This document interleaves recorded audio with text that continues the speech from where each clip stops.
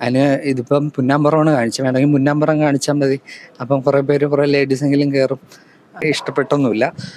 ലാൽ ജൂലിയറിൻ്റെ ഒരു honey bee 2 എന്നൊക്കെയുള്ള സിനിമയെ ഓർമ്മിപ്പിക്കുന്ന ഇതാണ്. പിന്നെ മദ്യം, മദിരാക്ഷി, പിന്നെ കുറേ കിടപ്പറ രംഗം, പിന്നെ ഭാവനയും ടൊവിനോയും കൂടെ ലിപ് ലോക്ക്, പിന്നെ ടൊവിനോയുടെ കുറേ ബോഡി ഷോ, പിന്നെ ടൊവിനോ ഫുൾ ന്യൂഡായിട്ട് നിന്നുള്ള ഒരു അത് അതൊക്കെ കാണാൻ വേണ്ടിയിട്ടാണെങ്കിൽ വരാം. അങ്ങനെയൊക്കെ താല്പര്യമുള്ളവർക്ക് വരാം. അല്ലാതെ പ്രത്യേകിച്ച് സിനിമയിൽ ഒന്നും പറയാനില്ല.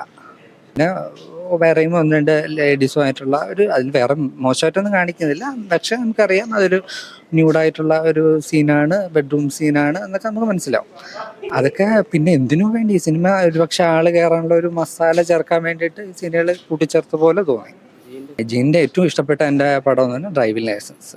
അതുപോലെ വേറൊരു സിനിമ അതിനൊത്ത ഒരു സിനിമയില്ല. ഹണിബി 2 അതിലൊക്കെ എനിക്കൊന്നും അതിൽ പിന്നെയുണ്ട്. അയാളുടെ ഇതുവരെ ചെയ്തിട്ടുള്ളതിൽ ഏറ്റവും മോശം പടം എന്ന് വേണമെങ്കിൽ പറയാം.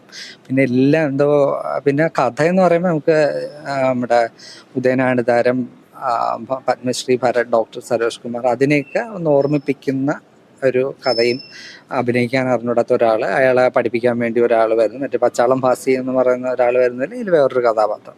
പിന്നെ സൗബിനും സുരേഷ് കൃഷ്ണയും അവരുടെ സിനിമയാണ്. സൗബിൻ്റെ അഭിനയം, പുള്ളിയുടെ അഭിനയം എങ്ങനെയുണ്ടെന്ന് അറിയാൻ വേണ്ട ശരിക്കും കയറിയ, അല്ലാതെ പ്രത്യേകിച്ചൊന്നും ഇതിൽ ഒന്നുമില്ല. ടൊവിനോയുടെ ഒരു ഇതുമില്ല. ഇയാളെ ഈ പറഞ്ഞ ബോഡി ഷോയും നഗ്നതയും കാണിക്കുക എന്നുള്ള അതിലല്ല അപ്പുറം വേറൊന്നുമില്ല സിനിമയിൽ.